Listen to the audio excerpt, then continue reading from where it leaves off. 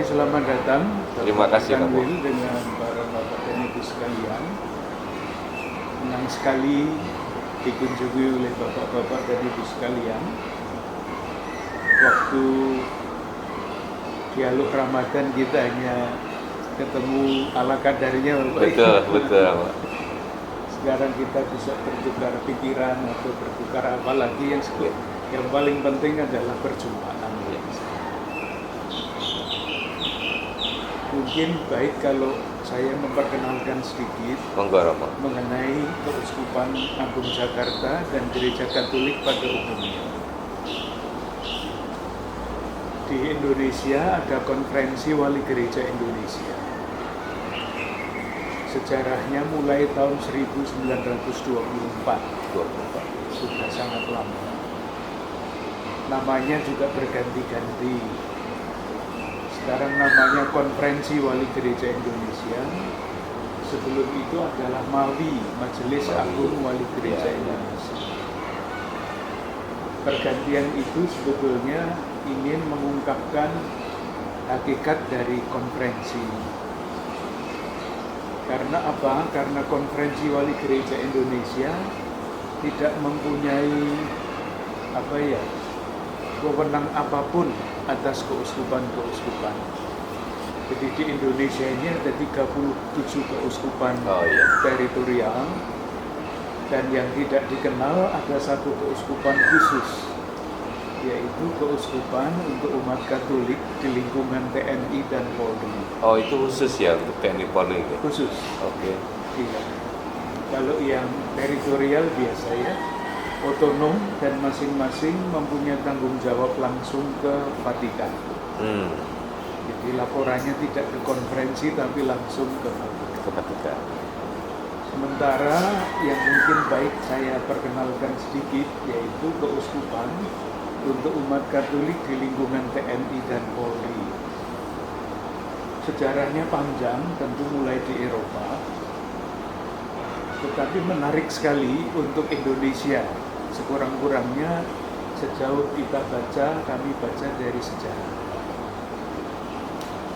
Tahun 1949 pada bulan November, Menteri Pertahanan pada waktu itu, Sultan Hamengkubuwono ke-9, membentuk satu unit khusus di dalam Angkatan Perang Republik Indonesia. Namanya dulu masih Angkatan Perang.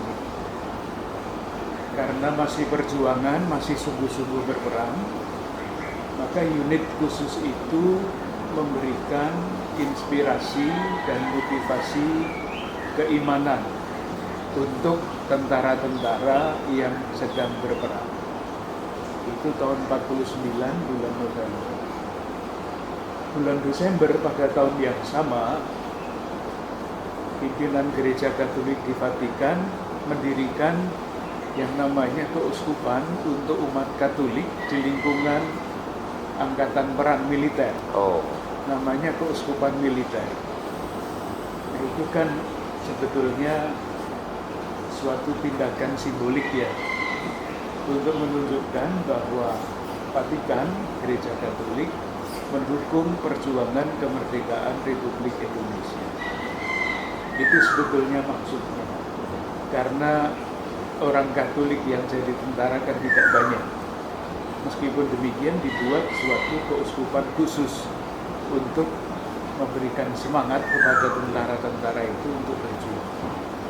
Baik, sekarang di Asia itu hanya ada 3 keuskupan jenis itu. Yang satu di Filipina, yang kedua di Korea Selatan, dan yang ketiga di Indonesia. Hanya 3 di Asia. Sampai sekarang dilanjutkan, namanya sekarang Keuskupan untuk umat Katolik di lingkungan TNI dan Polri. Kalau di Eropa hanya untuk militer, polisi tidak ikut. Di sini ikut karena dulu polisi pernah masuk di dalam ABRI ya. Dalam TNI-nya ya. Angkatan Bersenjata Republik Indonesia. Nah, ketika itu sudah dipisahkan, umat Katolik di lingkungan polisi tidak mau ditinggalkan. Jadi tetap jadi satu umat Katolik di lingkungan TNI dan Polri. Nah,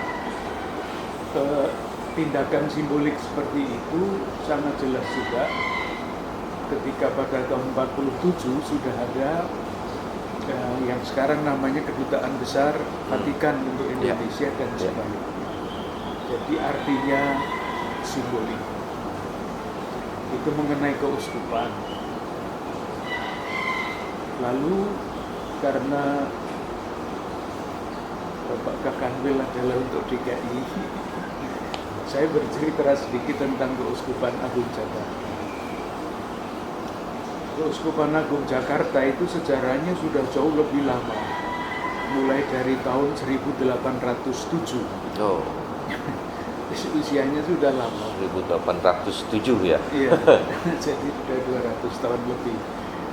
Ketika pemerintah kolonial Belanda mengakui gereja Katolik karena ada revolusi Prancis kan di Eropa pada Iya. Pemerintah kolonial Belanda yang semula hanya mengakui gereja Kristen mulai tahun 1807 mengizinkan gereja Katolik masuk di wilayah jajahannya, termasuk Indonesia sampai sekarang. Dalam perkembangan sejak zaman itu satu-satunya keuskupan yang kemudian meluas ke seluruh Indonesia, dan pada tahun 1961 dibagi-bagi menjadi keuskupan-keuskupan itu. Di Keuskupan Agung Jakarta sekarang ada 68 paroki. Jadi sesudah keuskupan, unit-unit yang lebih kecil namanya paroki. Ada 68, ada paroki yang besar, ada paroki yang kecil. Perbedaannya jauh. Di paroki yang kecil seperti Pejompongan itu umatnya sekitar 1000. Tetapi paroki yang besar seperti Kelapa Gading, seperti di Bekasi itu umatnya sampai 23.000. Oh, Iya. Yang gerejanya satu persekutuannya itu, Pak? Iya. Gerejanya cuma satu di Bekasi.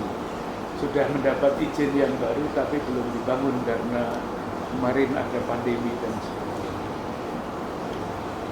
68 paroki dan itu dalam koordinasi Keuskupan Agung Jakarta. Saya bercerita sedikit mengenai cita-cita Keuskupan Agung Jakarta, Bapak ya. Saya pindah ke sini itu 10 tahun yang lalu. Sebelumnya? Di Semarang. Sebelumnya lagi saya di Jogja. Jadi ketika saya datang ke sini, saya dipaksa oleh teman-teman untuk berpikir gereja Keuskupan Agung Jakarta itu mau diarahkan kemana. Kan tidak mudah ya. Betul. Iya, karena sebetulnya tidak diarahkan kemana-mana, gereja Katolik itu juga sudah hidup karena strukturnya kan di mana-mana Jelas. sama. Hanya yang namanya arah. Nah pada waktu itu saya mulai berpikir begini. Kan ada semboyan dari para pendiri, para perintis gereja di Indonesia. Salah satunya adalah Sugio Pranoto. Pertanyaannya adalah kalau Sugio Pranoto itu memberikan semboyan 100% Katolik, 100% Indonesia, itu maksudnya apa?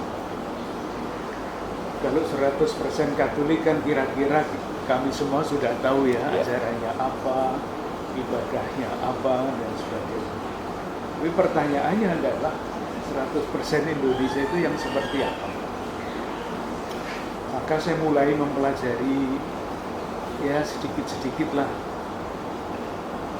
Dan saya menemukan satu artikel dari Muchtar Lubis dari tahun 1977. Beliau memberikan pidato kebudayaan di mana ini? Di Gedung Kesenian Jakarta. Dan saya itu sangat gimana ya, kok bisa-bisanya Muchtar Lubis pada waktu itu menyampaikan pidato kebudayaan yang seperti itu. Jadi watak Indonesia itu semuanya jelek loh. Di dalam pidato itu ya, ada bukunya, diterbitkan tahun 1977. Manusia Indonesia juga. Itu manusia Indonesia itu katanya munafik, tahayul, feodal, asal bapak senang. Masa kayak begitu? Saya sedikit banyak tersinggung. Dan memang pada waktu itu geger karena pidato kebudayaan itu kan mutlak terkenal pada waktu itu. Lalu saya bertanya, apa begitukah bangsa Indonesia itu? Saya mencari lagi, ketemulah sejarah bangsa kita. Sejarahnya panjang. Saya mengambil salah satu saja yang nanti akan dipakai untuk mengambil kesimpulan yang akan kami gelar selama 5 tahun. Akhirnya kami ketemu dengan judul ini, bangsa Indonesia seharusnya mempunyai watak cinta tanah air. Itu kesimpulan pertama. Karena apa? Yaitu kembali ke sejarah ya, kebangkitan nasional, Sumpah Pemuda, Pancasila dan sebagainya itu kan jelas sekali. Apalagi kalau kita membaca sejarah 18 Agustus 1945, para pendiri bangsa kita menghapuskan Jakarta Charter ya, itu kan suatu apa ya, bagi saya bukan main para pendiri bangsa. Lalu kalau kita umat Katolik, saya ajak melihat sejarah juga. Dari mana asal usul 100% Katolik, 100% Indonesia itu? Saya terlalu panjang apa enggak ini? Halo? Terlalu panjang. Enggak. Ini menarik. Ternyata sejarahnya mulai sudah tahun 1922. Pada waktu itu seorang misionaris Belanda namanya Van Lith, dipakai sebagai nama lembaga pendidikan Katolik ya, itu menulis suatu tulisan yang menggegerkan orang-orang Belanda kolonialis itu, karena dia mengatakan begini, semua orang tahu bahwa kami para misionaris selalu berusaha berdiri di tengah antara penjajah dan yang dijajah. Tetapi kalau ada konflik, jelas kami akan berpihak kepada, waktu itu masih menggunakan istilah ini, golongan pribumi. Itu artinya orang-orang di sini yang dijajah. Itu tahun 22. Sehingga dia hampir tidak boleh pulang lagi ke sini. Waktu itu dia di Belanda, hampir tidak boleh pulang ke sini karena tulisan itu. Nah, Soegija Pranoto yang menyampaikan kepada umat Katolik 100% Katolik, 100% Indonesia, itu muridnya Van Lith. Jadi mewarisi semangat kebangsaan itu. Kemudian salah satu murid yang lain adalah Pak Kasimo, politikus yang dulu sangat dekat hubungannya dengan Partai Sosial Partai Sosialis Islam atau PSI waktu itu, yang sangat akrab berjuang untuk pada zaman kemerdekaan. Itu saya tunjukkan kepada umat, ini loh sejarah bangsa kita seperti ini, sejarah gereja Katolik seperti ini. Belum kalau saya lanjutkan panjang ya. Oleh karena itu kita mestinya mengambil kesimpulan yang sangat jelas, kita itu mendapat tanggung jawab sejarah untuk terus merawat dan mengembangkan semangat itu. Kemudian saya lihat lagi tahun 2014, pada waktu itu Pak Presiden Jokowi dalam rangka jabatan presiden yang pertama kan berbicara mengenai revolusi mental. Betul. Sekarang siapa yang bicara? Hilang. Mental. Oleh karena itu, dengan catatan-catatan itu, sejak tahun 2016 sampai dengan tahun 2021, itu yaitu umat Katolik di Keuskupan Agung Jakarta dalam rangka semangat merawat mengembangkan semangat cinta tanah air, itu kami ajak untuk mendalami Pancasila selama 5 tahun. Masing-masing sila didalami, diterjemahkan menjadi gagasan-gagasan kecil, dan gagasan-gagasan kecil itu dilaksanakan di dalam tindakan selama 5 tahun. Nah, selesai tahun 2021, 2020 sebetulnya. Tahun 2021 kita berada di dalam pandemi, tidak bisa apa-apa. Lalu tantangannya adalah ke depan apa sesudah 5 tahun Pancasila. Saya menemukan catatan ini di harian Kompas, hasil penelitian dari 2 lembaga internasional yang sudah menjalankan penelitian selama 30 tahun lebih. Salah satu yang diselidiki adalah World Giving Index, indeks kerelaan memberi. Yang diselidiki itu 146 negara. Masih bisa dicek di Kompas tanggal 19 Januari tahun 2020. Saya terkagum-kagum, Bapak Kanwi, karena menurut penelitian itu yang dimuat di harian Kompas. Harian Kompas kan bukan harian ecek-ecek. Iya, mainstream. Iya. Itu Indonesia ditempatkan pada nomor 1 dalam kerelaan memberi di antara 146 negara. Itu kan dahsyat. Dan penelitian kedua yang diteliti lebih banyak lembaga penelitian lain, yang diteliti 167 negara. Yang diteliti adalah modal sosial. Ada macam-macam ini ya, butir penelitian. Salah satunya adalah modal sosial dari 167 negara. Indonesia ditempatkan pada nomor 6 di dalam kekuatan modal sosial. Nah, bagi saya penelitian itu cukup untuk mengajak umat Katolik di Keuskupan Agung Jakarta, selain menjadi warga negara yang mempunyai tanggung jawab sejarah merawat dan mengembangkan semangat cinta tanah air, yaitu merawat dan mengembangkan watak peduli.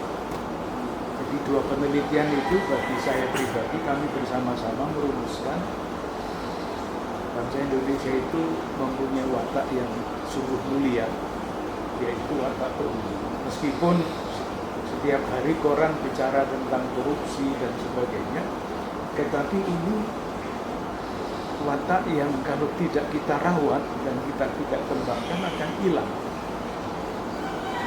Maka selama 5 tahun ke depan, mulai dari tahun 2022 sampai tahun 2026, kami mengajak umat di Keuskupan Agung Jakarta ini untuk terus menyadari watak mulia bangsa kita sebagai bangsa yang peduli. Itu kami jabarkan di dalam 5 tahun dinamika pastoral, pelayanan pastoral di sini, sesuai tentu dengan yang kami sebut ajaran sosial gereja. Tahun ini kami berusaha untuk menyadari bahwa manusia itu mempunyai martabat yang sama, siapapun dia. Oleh karena itu gerakan-gerakannya adalah misalnya memberi perhatian khusus kepada saudari-saudara kita yang berkebutuhan khusus, kepada saudari-saudara kita yang disebut OGDJ, orang dengan gangguan jiwa, dan memberi perhatian kepada itu. Dan saudara-saudara kita yang seperti itu. Intinya itu. Tahun depan tentu tidak dipisah-pisahkan, yaitu hanya untuk menunjukkan fokus saja. Tahun depan perhatiannya adalah kepada kebaikan bersama. Itu praktis mengulangi sila kelima, keadilan sosial bagi seluruh rakyat Indonesia. Karena kalau kita sungguh menghormati martabat manusia, kan gagasannya ya kebaikan bersama harus diperjuangkan. Lalu yang ketiga, supaya kebaikan bersama itu dicapai, mengembangkan semangat solidaritas. Tahun ketiga. Tahun keempat nanti, seperti apapun keadaan kita, dimanapun akan ada saudara-saudara kita yang kurang beruntung. Bahkan di negara-negara yang paling maju kan tetap saja ada orang yang maaf miskin. Maka perhatian khusus pada waktu itu adalah memberi perhatian lebih kepada saudara-saudara kita yang kurang beruntung itu. Meskipun itu sudah terus dilaksanakan, tetapi akan diberi perhatian khusus. Dan tahun kelima berkaitan dengan merawat lingkungan hidup. Itu program pelayanan pendidikan, tanda petik, pendidikan umat Katolik di wilayah Keuskupan Agung Jakarta 5 tahun ke depan. Nah, sesudah itu saya akan pensiun, Pak Kanwil. Karena kami itu pensiun usianya 75 tahun. Oh. Itu sudah melebihi. Saya akan 75 tahun 2025. Jadi nanti pasti akan dilanjutkan oleh pemerintah. Seperti itu, Bapak Wandung, Bapak-bapak dan Ibu sekalian, sedikit perkenalan mengenai apa yang kami lakukan di sini, dan tentu kegiatan-kegiatan bersama-sama dengan pemerintah, undangan-undangan dari lembaga-lembaga pemerintah kami selalu dapat dan selalu hadir dengan wakil-wakil. Saya tidak selalu dapat hadir, tetapi pasti akan ada yang mewakili di dalam perjumpaan-perjumpaan. Sahabat religi, saya merasa sangat kagum dengan Keuskupan Katedral ini. Ternyata untuk menjalankan program di Uskup Katedral ini, beliau itu merujuknya kepada Pancasila, yang dari mulai sila 1, 2, 3, 4, 5 itu diterjemahkan. Tidak hanya diterjemahkan, tapi diimplementasikan. Pertanyaan saya, apakah yang ada di kantor-kantor, kementerian lembaga, dan kami itu sama membuat program hasil dari terjemahan Pancasila? Ini sangat menarik, luar biasa. Saya juga terinspirasi. Kenapa sih di dalam pembuatan RKAKL atau program-program kita itu tidak merujuk kepada Pancasila, walaupun memang secara tidak tersirat ya, kalau kita merujuk juga pasti. Tapi yang menarik ini di keuskupan ini itu sangat menarik. Dia menerjemahkan dan mengaplikasikan apa yang tertuang di Pancasila, yang sejatinya memang di situ juga berbicara persatuan, sehingga di katedral ini sudah tidak diragukan lagi kaitan dengan merawat harmoni dalam keragaman. Begitu, Romo. Kami usahakan tentu saja, Bapak ya.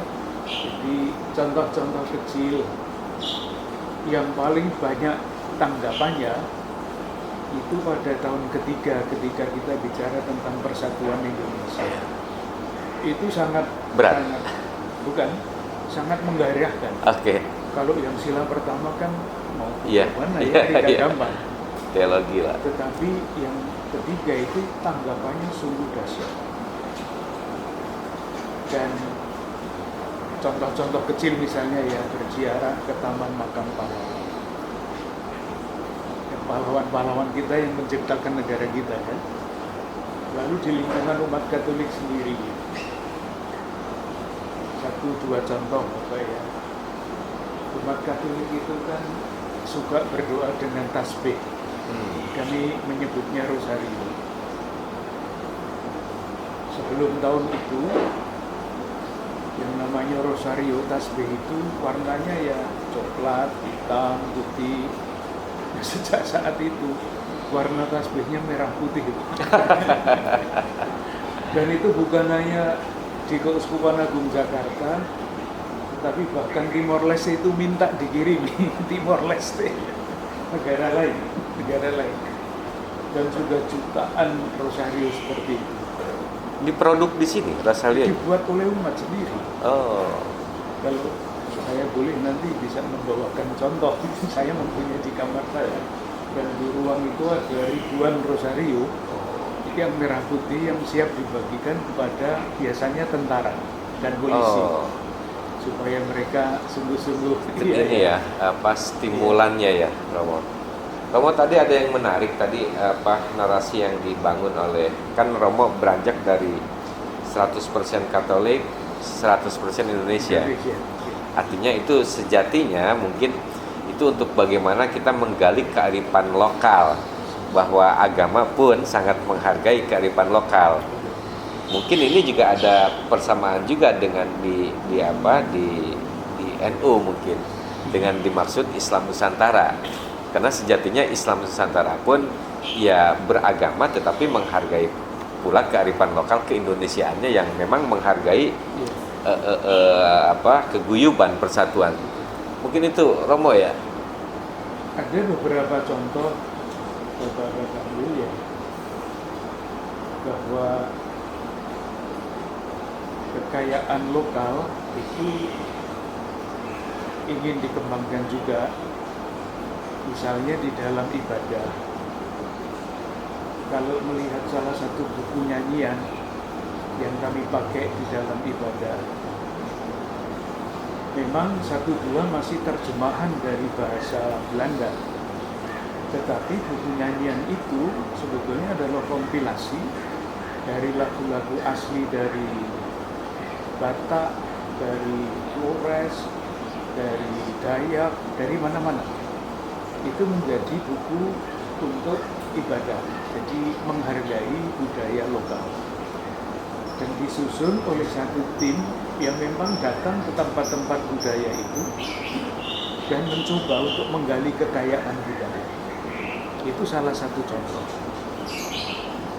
Lalu yang kedua, untuk di Jawa tentu saja ya, nanti di tempat lain lagi. Jadi Pak Salwan bisa cerita tentang yang di Sumatera ya. Gamelan itu masuk di dalam gereja itu sudah sejak tahun 70-an.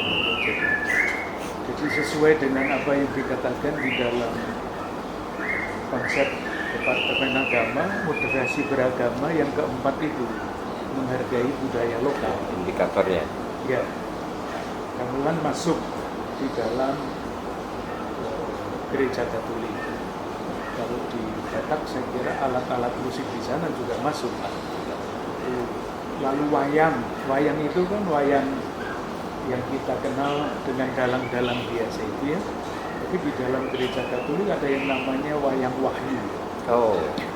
Jadi dengan menggunakan wayang-wayang biasa itu bercerita tentang apa yang ditulis di dalam kitab suci. Mencoba supaya dekat dengan masyarakat. Okay. Masih dipakai bahasa lokal. Jadi waktu saya di Semarang, kalau saya memimpin ibadah di daerah-daerah, itu bahasanya bahasa Jawa, Pak ya. Seperti di GKJ, itu Gereja Kristen Jawa kan. Jadi bahasanya bahasa Jawa, juga di Jakarta saya kira bahasanya masih bahasa Jawa itu. Iya, di Flores pasti bahasa lain lagi. Jadi kami berusaha untuk menerjemahkanlah, menggunakan kekayaan budaya lokal untuk menghayati keimanan. Jadi kalau orang meninggal seperti di NU saya kira ya, ada sembayangan 40 hari, 100 hari, 1 tahun, 2 tahun, 1000 hari. Itu paling senang dilakukan oleh umat Katolik. Peringatan arwah. Hal-hal seperti itu. Nanti kalau ada kesempatan, Bapak jalan sebentar ke situ, bisa melihat di sana ada visualisasi wayang itu. Oh. Kalau ada kesempatan. Lalu di situ ada Plaza Pancasila. Atau sambil jalan, Romo? Oh boleh. Sambil jalan mungkin lebih Kalau begitu. Iya. Mari.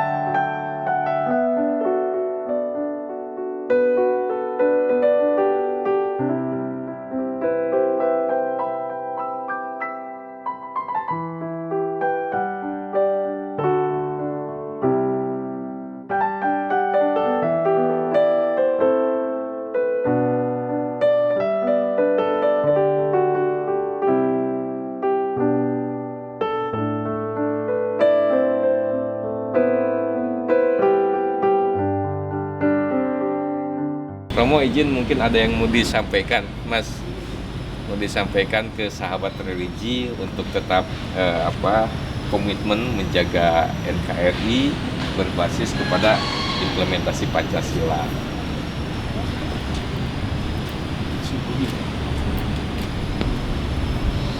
Saudari-saudaraku yang saya hormati, senang sekali mendapat kunjungan silaturahmi dari Bapak Kanwil DKI beserta dengan jajarannya. Kami sudah berdiskusi, bercerita, melihat-lihat, dan tentu yang kami syukuri pertama-tama adalah persahabatan seperti ini, persaudaraan seperti ini, yang tentu kita harapkan bersama menjadi suasana hubungan persaudaraan di antara sesama warga bangsa. Dan tentu tidak mudah untuk mencapai ke tempat itu, tetapi kita akan terus berusaha mencari jalan-jalan baru supaya khususnya di dalam negara kita ini, cita-cita yang dirumuskan oleh Departemen Agama memoderasi hidup beragama mendapatkan sungguh-sungguh buahnya, menghasilkan buahnya. Komitmen terhadap Negara Kesatuan Republik Indonesia, toleransi, yang ketiga anti kekerasan, dan yang keempat adalah menghargai kearifan dan kekayaan budaya lokal. Saya sungguh sangat bersyukur bisa ketemu dengan Bapak Kakanwil yang terus berusaha untuk mengarahkan kita semua, khususnya umat di wilayah DKI Jakarta, untuk pelan-pelan bertumbuh ke arah itu. Semoga Tuhan Yang Maha Kuasa memberkati dan mendampingi, mendorong kita untuk terus tanpa lelah dan tanpa kenal putus asa berjalan menuju ke arah cita-cita kemerdekaan Indonesia. Terima kasih. Amin. Terima kasih.